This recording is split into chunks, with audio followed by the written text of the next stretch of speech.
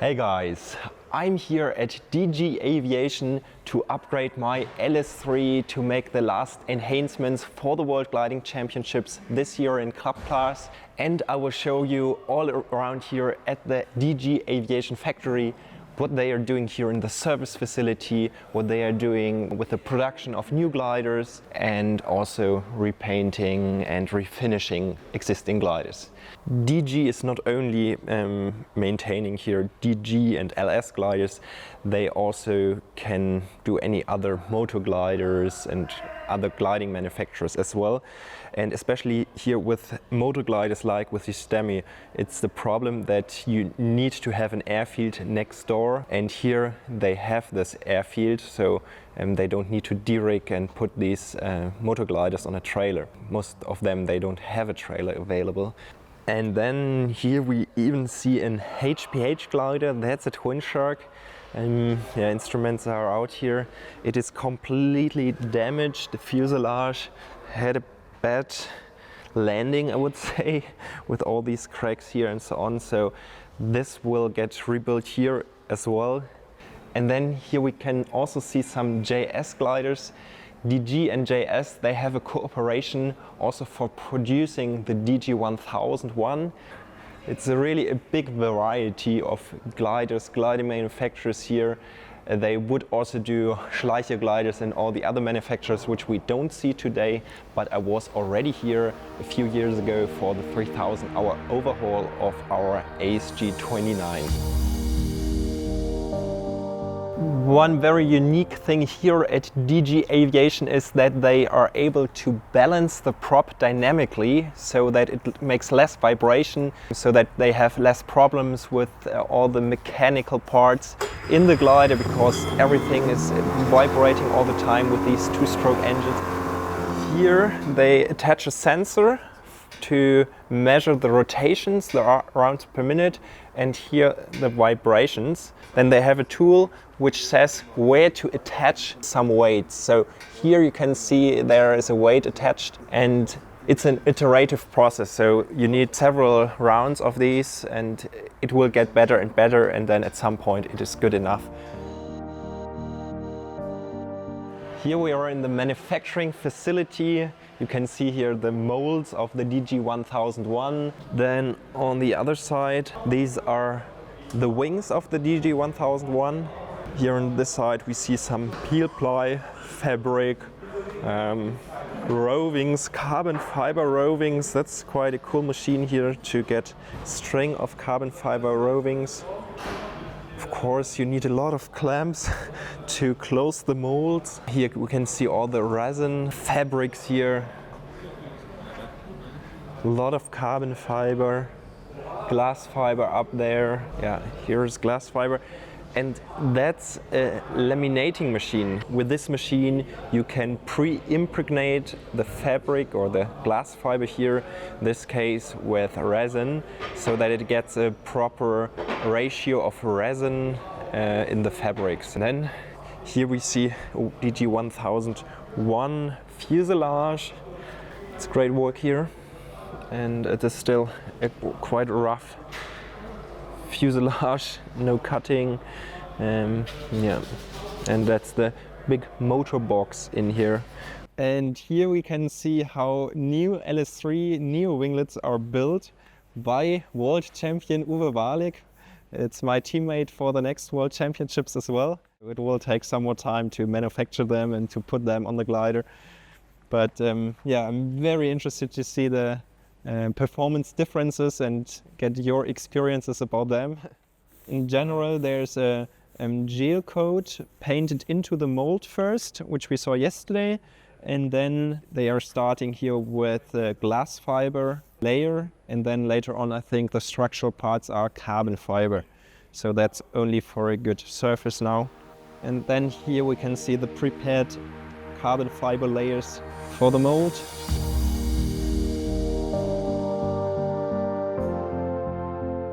One very well-known thing here at DG are your Neo winglets. What are you doing here with these? Are you the designer of those winglets? I'm not a designer. I studied in Delft Aerodynamic design. and then I met a friend of mine, Johannes Dillinger. He does the optimization of the winglets. So we have the Neo-style winglets for almost every LS glider, and they all look the same shape. So the shape was important for us to have a nice catching design. But actually, each winglet is optimized individually. So the angle of attack of the winglet root and the winglet tip is different, and also the profiles are optimized for the small chords. And Johannes Dillinger does these designs for us. And you started with the LS8, and now I think in the background we can see LS3 winglets. Correct. Yeah, we did, as I said, almost all LS type, and LS3 is the latest development. There, the design process was a bit different. The aerodynamic design was done by Uli Deck. He has an LS3 as well himself, and did aerodynamic design. He worked for Schleicher and also at the University of Stuttgart, and aerodynamic design was his expertise as well.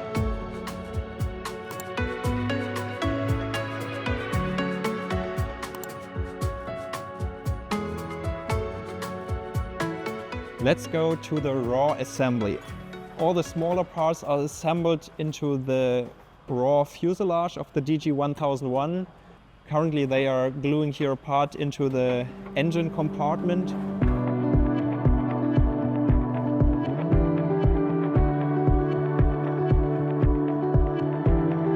Here we have an LS6 Neo winglet, which is currently getting installed. Especially here the rib is glued in later on, and yeah, it is attached and fitted properly to the wing.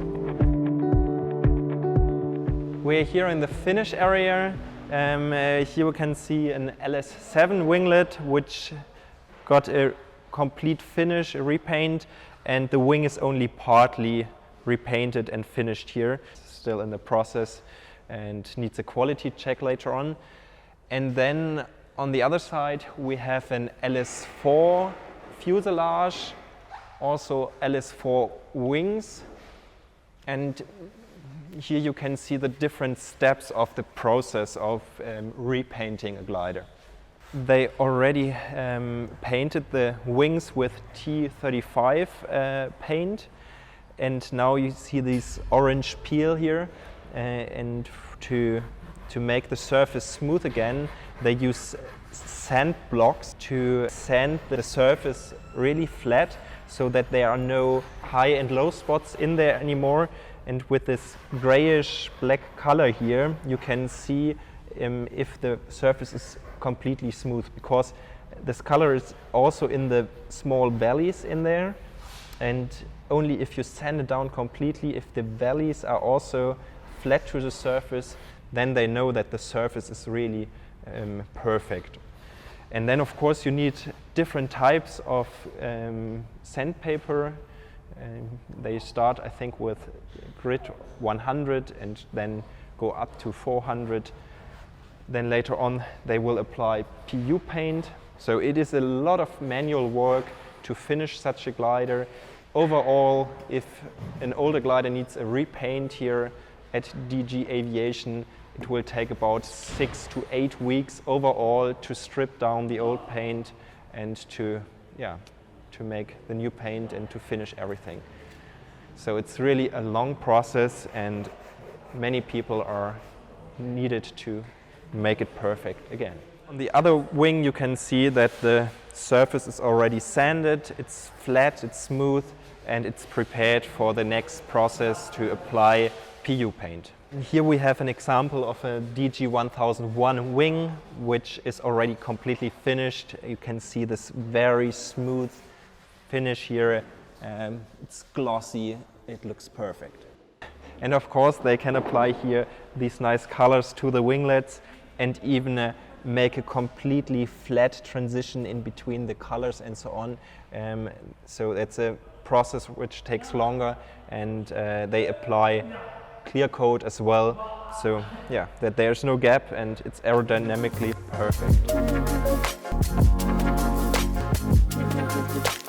We are here in the spare parts warehouse. It's really a huge area here with many spare parts. I've heard they have 20,000 spare parts for DG and LS gliders, but now they are also starting to have some spare parts for JS gliders, for Jonker sailplanes gliders. Let's just have a look what we can see here. For example, instrument panels. Here I think that's an LS8 panel for the bigger instruments like the LX9070 or the Stiefel Nav 70. These instrument panel covers.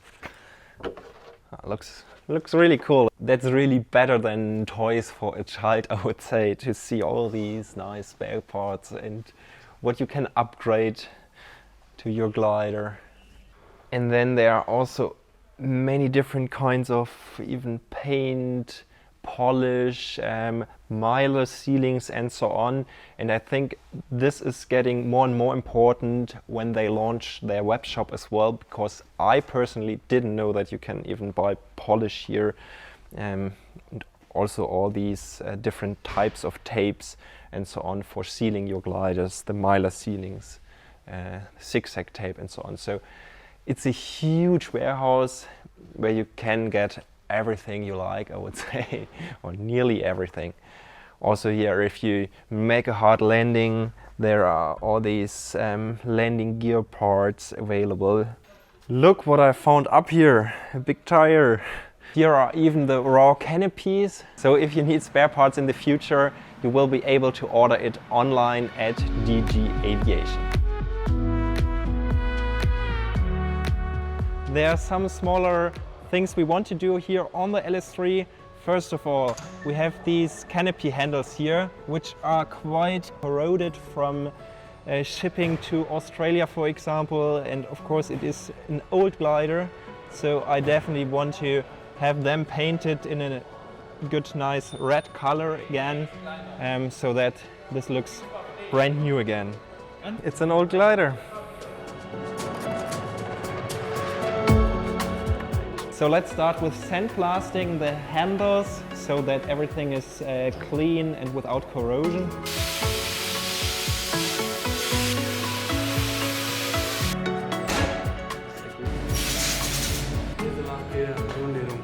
Yep. Yeah. Super.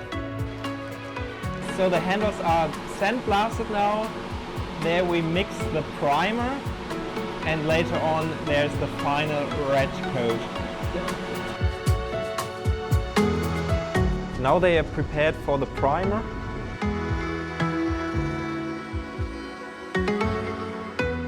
Now it's time for the red color, finally. So primer's on, but we don't like this color now.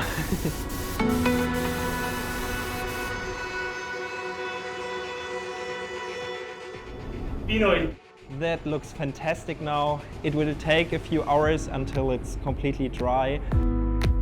Here we have the elevator of the LS3, and the mylar sealings here are not in a good shape anymore, especially here on the edges due to the all-weather covers and so on. They are peeled off slightly. At the moment the problem is, if I would pull the stick a little bit forward, then the mylar sealing is not attached anymore here to the elevator. So here is a gap in between. And then there can be an airflow from the upper side to the lower side. And of course that's not good. And that's why you have these sealings, but if it's not sealing anymore, it doesn't make sense. So that's something we will exchange now for the World Gliding Championship. Of course, the first step is to peel off all the adhesive, the tape and so on, and clean it. Here on this side, everything is prepared already, and we can apply now the double-sided tape and the mylar sealing.